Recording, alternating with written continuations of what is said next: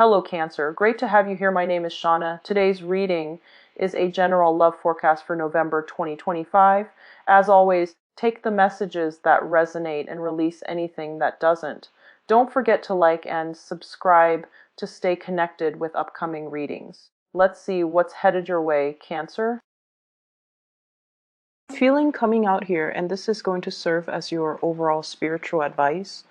A need to look at things in a situation from a different vantage point so that you can come to a clearer understanding as to where you stand in relations to other people, why other people are not doing things the way that you would do things, and why your communication overall with another person might be contentious or difficult.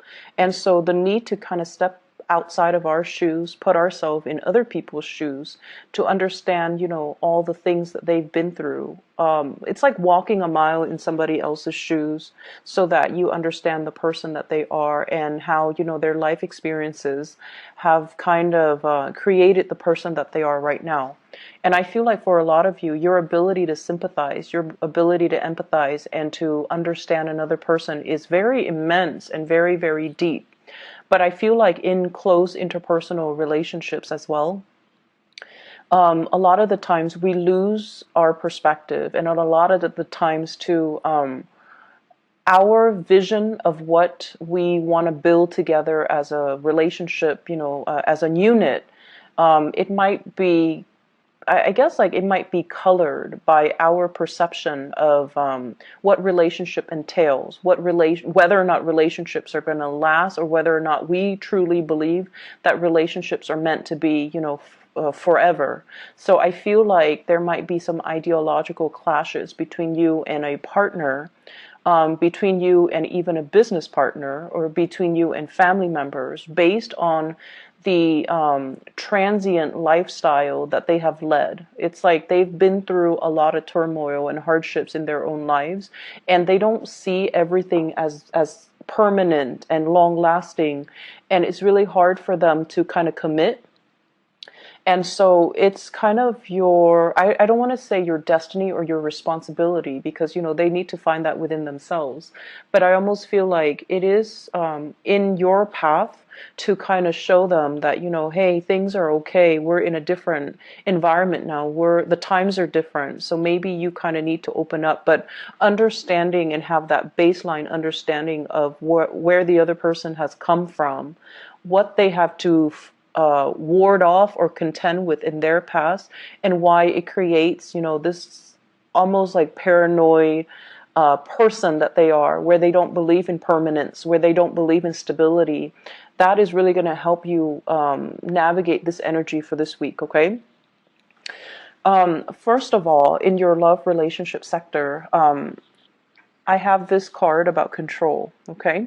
This is the Four of Pentacles, and I usually look at this card hanging on to earthly possessions, feeling a little bit paranoid that things are going to be ripped away from us, feeling like we need to cling on to everything that we have, and also almost like viewing other people as possessions, and almost viewing it's like being very closed off to the point where we need to be very protective. We need to take care of what's ours, which is honorable, and honestly, it's a good trait. But overdoing it can be detrimental. And I do feel a lot of the element of control when it comes to this card, clinginess, control, and wanting things a certain way. And I almost feel like, attributing our sense of self-esteem with our possessions, with the people that are in our midst. And I usually see it as like, the person that has like the trophy spouse, the trophy wife, the trophy husband, the eye candy, and that they can parade around town with someone who's very, very attractive, because they feel like it boosts their self-confidence when onlookers see that there was someone who's very attractive. They get a big ego boost. So it's kind of akin to that, and in a more in a lesser sense, when it comes to relationships, this is trying to control resources, trying to cling on to everything because we automatically assume that our sense of self-worth, our sense of competence, and our sense of confidence is greatly linked in with the people we surround ourselves and the material possessions that we have in our midst. And I also feel as well, when it comes to arguments, when it comes to dealing with another person that you're romantically involved with, that you're married to, or, you know, a significant other, whoever it is, that you're romantically linked up with, this is like not being able to see outside of our own vantage point. Like I said earlier, clinging on so strongly to our beliefs that when people question our values, question our beliefs, we feel like it's an attack on us personally. And so we tend to get a little bit defensive. And a lot of the times, the things that we are very defensive about are things that we know to be true about ourselves. And that's why it's like touching a sore spot that we don't want to look at. It's like touching something we have swept under the rug that somebody is now poking at, and it makes us uncomfortable. So if there has been, you know, arguments and things like that, where a partner has somewhat like triggered or found your soft spot, these are areas that you have to work on rather than getting defensive. Maybe it's time to, you know, say like, let's take a break from this. Let me ruminate over what you have just said, and then I'll come back to you at a later date. You know, detaching yourself so that you can do some inner examination, and that so you can figure out why these are such trigger topics for you and why issues of control and dominance are playing out in your relationships. I feel like for many of you, it's like either side of the coin. You might be attracting people who are kind of like impulsive, or they're like trying to plan out everything for you in your life. So they might be encroaching, like crossing over your boundaries, or not respecting your free will. And so you have this defensive stance up all the time regarding a relationship partner, where you're trying to maintain your space and you're trying to take control of your own life. And then for others, there's this issue of, you know, control and things like that coming in your relationship that you're exuding towards another partner. The partner that you're dealing with shows up here as the Six of Swords. This is somebody that has been through hell and back, okay? They've got a really interesting backstory. So if you're dealing with someone that has been through like a lot of tumultuous childhood, a lot of dealing with, you know, a lot of relocation, moving from one place to the next. They've never had a place where they can call home. They've never had a place or a family or even like a love relationship that accepts them for who they are. And I feel like this is a partner that has been through so much in their own lives that it's hard for them to believe in love. It's hard for them to believe in, you know, soulmates and stability and even, you know, permanence, okay? I usually think of this as a refugee card. It's somebody that had to be uprooted against their will from their place of familiarity and safety, and they have to venture off into a new land. And usually this indicates as well people of different nationalities, interracial dating, people of different cultures coming together, and automatically, you know, whenever that happens, there's always going to be ideological differences, cultural differences, even cultural rifts and cultural divides that that can be very difficult to overcome. And if there are linguistic differences, or they're saying difficulties, but I'm hearing, well, it could be both. If there has been communication difficulties due to linguistic differences between the two of you, I feel like that's another issue that's kind of like, it's like another level of that lattice on top of the existing problems in the relationship. So you're dealing with someone who has, you know, he or she has had to overcome a lot of trials and tribulations in their own life. They are very self-made. They don't sit around and whine and complain over things. They just get things moving. And I almost feel this need for someone who you're involved with. They're constantly moving so that they don't have to process things, so that they don't have to feel things, because their emotions can be so overwhelming. If they took the time to really, see a therapist or to really vent, it's like it would open up a floodgate of emotions, and they're not really ready to do that. So you're dealing with a partner who might be very broken, very injured. They're moving away from that. They're sailing away from it, and they're coming into calmer waters, and they definitely feel there is a lot of safety with you. They definitely feel like there's safety, there's a purpose, and they're trying to build that permanence with you. So rest assured that you're with someone that's not going to be leaving, and you're with someone that finds the comfort and home in you. And at the same time, it's going to be a very slow process for this person to heal from whatever situation they've had to contend with in their past. And so, they're coming from a space where they might be a little bit downtrodden and broken. They're coming away from it. But I also feel like there's a very strong sense of protection that you are giving off towards this person. They've been through a lot, and you are also very paternally protective of them, to the point where it might be patronizing, to the point where you are offering to do everything for them and not allowing them that freedom of movement, or not feeling like they're capable or competent enough to do it. You might do it, like it might be inadvertent from your end, but I feel like you're trying to control the situation, okay? I usually see this combination as like controlling elements seeping into the relationship. One person might feel like it's healthy, but the other person, I feel like, feels like it's stifling. So be very careful about that. If that's your energy that you're bringing to the table, be careful in identifying that early on. If that's an energy that you feel coming from a prospective suitor or somebody that you're dealing with long term. The energy is very subtle, but it can be very toxic in the long run if you're not careful. Okay, if you don't nip it in the bud, it's going to escalate. So be careful about that. I also feel as well, others of you who are dealing with another person who's a lot more, I want to say, a lot more stable, is looking for permanence, is looking for kind of like home, okay? We have here the Queen of Wands, and this is a fire sign, Sagittarius, Aries, or Leo. And it's also echoed in this card here. This is the Knight of Wands, okay?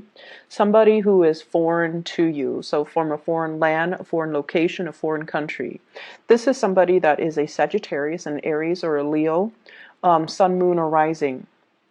And what I feel coming in with this card is, this is somebody that's really, really, really fun to be with, okay? They exude a lot of excitement, a lot of passion. There could also be a lot of chemistry between the two of you. And the energy is really, really strong. They're very proactive. They get a lot of things done in their lives. They're kind of on top of this hill, like, I've made it. I'm now scanning around for a suitable partner, but somebody needs to be on my level. Otherwise, I'm not going to date them. So this is somebody who is quite picky. And if someone doesn't really, they're on a hill, so they have a lot of prospects, right? They're looking at things from a bigger, larger vantage point, or a higher vantage point. And I feel like they see what you're about, and they need you to kind of like walk up this hill and meet them halfway, or they need to know that you're on their level in order for you to invest in them. And on your level doesn't mean material wealth. On your level doesn't mean professional like achievements. It basically means wanting the same things, wanting adventure, wanting expansion, wanting to, explore the world and look at the world as a playground, rather than, just going through the motions, work and home, and rather than looking at the world with a pessimistic view. I feel like they want an equal partner in fun and adventure, and I feel like they're going to be a really good person to travel with. They're a good person for you to expand your worldview, your consciousness with. This is not somebody who is narrow-minded, okay? I feel like, they have their preconceived notions, like what the world is supposed to be, but they also make a lot of allowances for other people. They tolerate. I'm getting like a very tolerance, a very understanding, a very maternal vibe with this person, where they care about people. They care about humanitarian ideals and goals.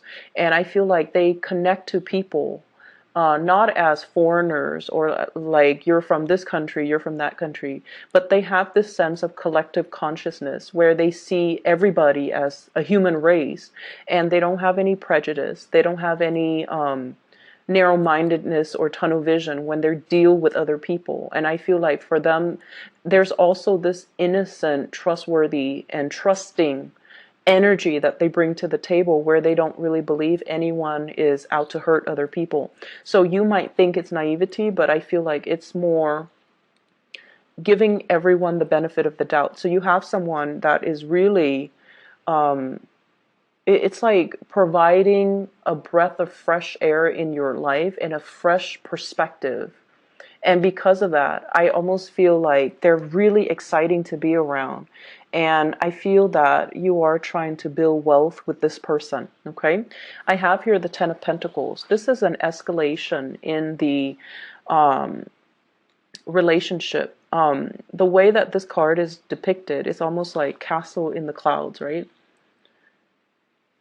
Castle in the clouds, dreaming and conjuring up, this ideal family image, this sort of like a grand match between two people where the two people have the same educational level of attainment.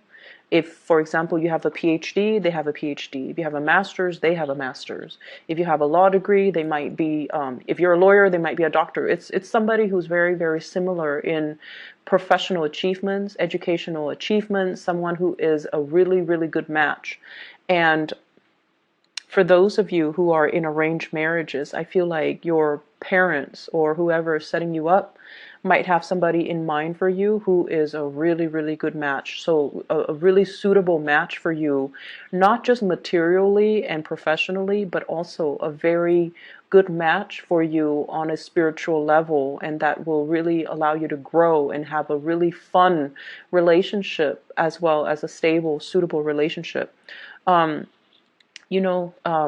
When I look at this card, I think about royalties and how back in the days, people kind of like, it's like a political marriage.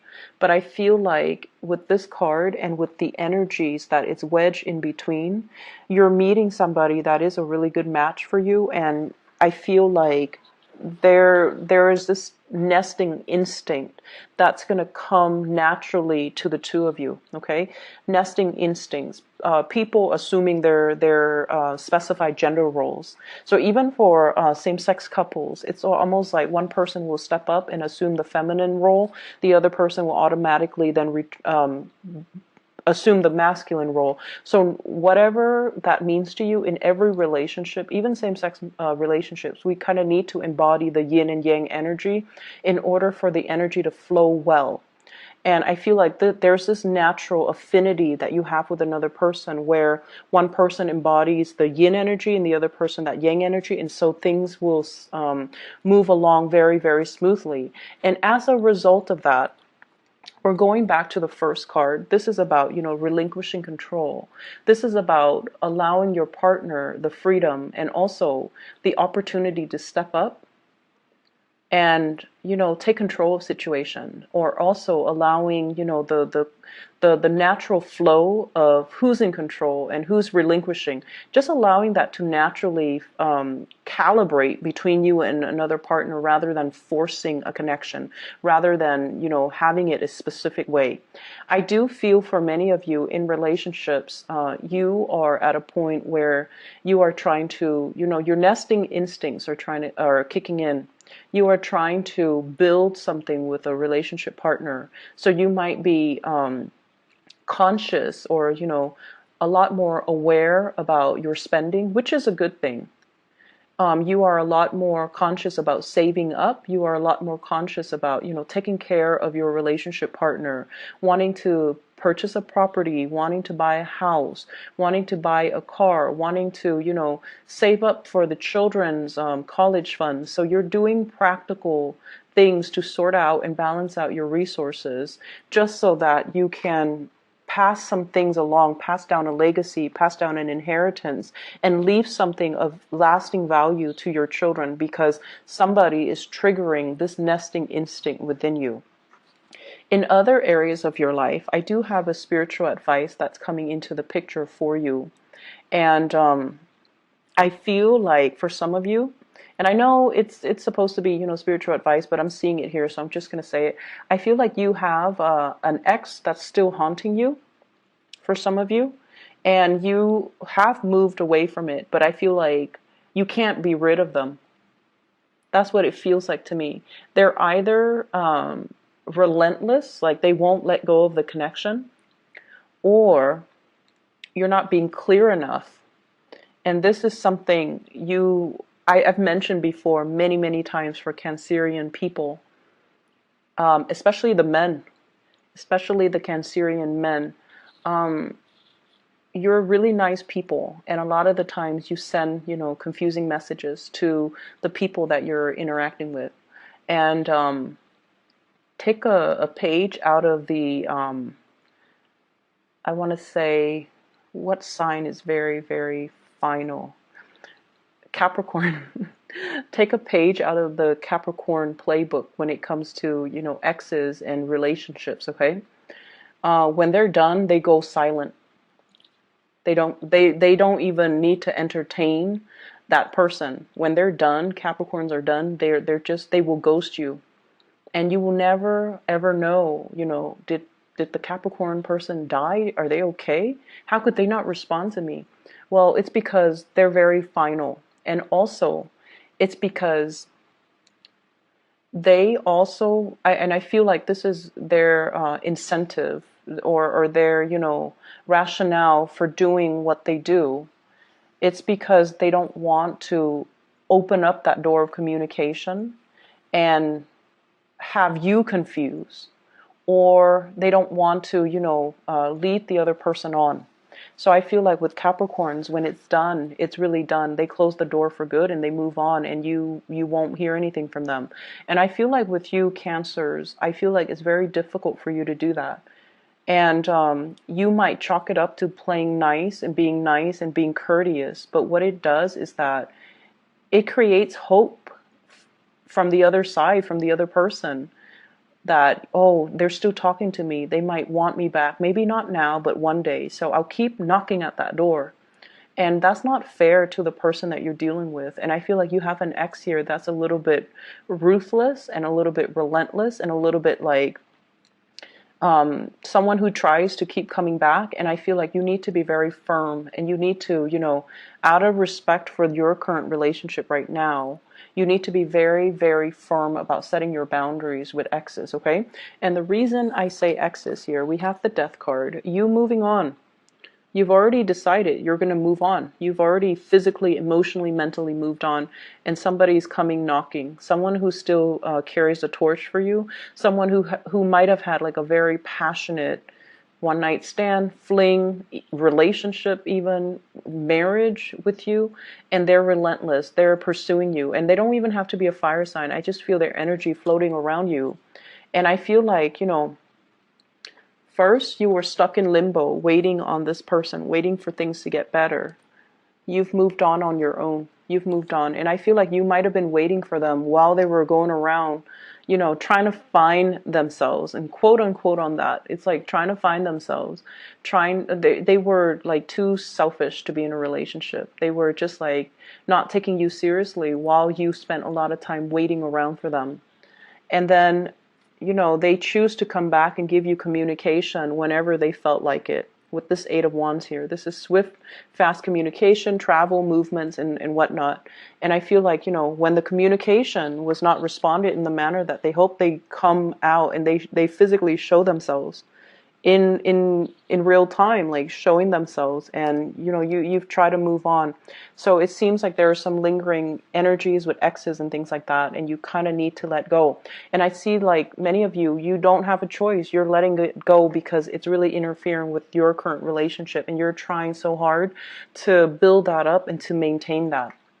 And good for you for realizing and recognizing that, because I feel like the ex keeps knocking on your door, and you can't send out mixed signals. Okay, it's very counterproductive, and energetically it's just it's not a wise move for you and for the other person. So lay it to rest. Other things that I am picking up from this spread here, I feel almost like for many of you, there is major contemplations about trying to get your life in order, trying to, get rid of bad habits, trying to reorganize your life, and trying to get yourself in a space where you can be proud of your achievements, where you can get things moving for yourself. So I almost feel like this fire lit up under you, where you're like, okay, I need to get things done. I've been stalling. People have been stalling me, or I've been stalling. I've been kind of like on the sidelines of life, just hanging around. And, there are so many things, so many dreams and aspirations, and, things that I want to do, things that I want to achieve, but I've just been dangling here for quite some time. And then life, before you know it, passes you by, right? And it's sort of like, how if you've been like this, right? And then you get yourself out of this situation and you turn yourself upright, you have this massive head rush, right? Like it just feels otherworldly. So I feel like that's the head rush. It's when all the information, all the realization, all the revelations coming to you all at once, and it can feel somewhat painful, somewhat disorienting, and somewhat like time is running out. I need to get things moving. I need to get things started. And I feel like this week is all about continuing what you are doing, but doing it with a sense of urgency. And then I also feel like something is lighting a fire under you, and you're like, I need to achieve, I need to get out, I need to branch out, I need to get moving. So